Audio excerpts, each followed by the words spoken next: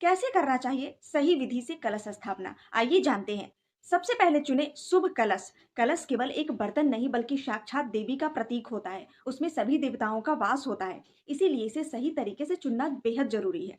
आप मिट्टी, तांबे, पीतल, चांदी या सोने का कलश ले सकते हैं। जो भी आपकी श्रद्धा और सामर्थ्य के अनुसार हो वही उपयुक्त रहेगा। फिर बारी आती है कलश की शुद्धि और स्वास्तिक चिन्ह की। कलश को अच्छे से धोकर शुद्ध करें और फिर उसके गले यानी कि कंठ पर मौली या कलावा बांधें। उसके बाद रोली से कलश पर स्वास्तिक का चिन्ह बनाएं। शास्त्रों में कहा गया है कि जहाँ घट स्थापना होती है वहां माँ स्वयं विराजमान होती हैं। इसीलिए इस प्रक्रिया को पूरे विधि विधान से करना बेहद जरूरी है। अब जानते हैं कि कलश में क्या क्या डालना है।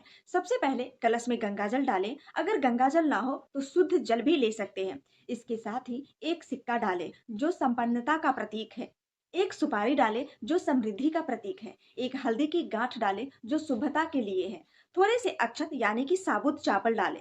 ताजे पुष्प, फूल डालें। सर्व औषधि और थोड़ा सा कपूर डालें। ये शुद्ध और सकारात्मक ऊर्जा के लिए होता है। इसके बाद 5 या 7 आम या अशोक के पत्ते लें और उस पर चंदन व रोली से तिलक करें। अब इन पत्तों को कलश के ऊपरी हिस्सों में इस तरह से रखें कि वो बाहर की ओर झुके रहे। ये सकारात्मक ऊर्जा और समृद्धि का प्रतीक माना जाता है। इसके बाद पानी वाला जटा वाला नारियल ले। उस नारियल को लाल कपड़े या चुनरी में लपेटे और कलावा बांध दे। अब इस नारियल को कलश के ऊपर रखे।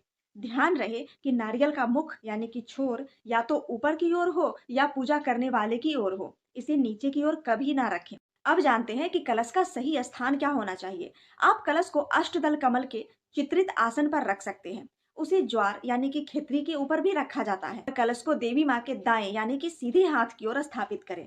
इस विधि से कलश को स्थापित करने के बाद माँ दुर्गा का आवाहन करें और पूरे नवरात्रि श्रद्धा भाव से पूजा करें। याद रखें कि ये सिर्फ एक परंपरा या विधि विधान नहीं है, बल्कि सकारात्मक ऊर्जा और ईश्वरीय कृपा को अपने जीवन में आमंत्रित करने का एक शुभ अवसर है।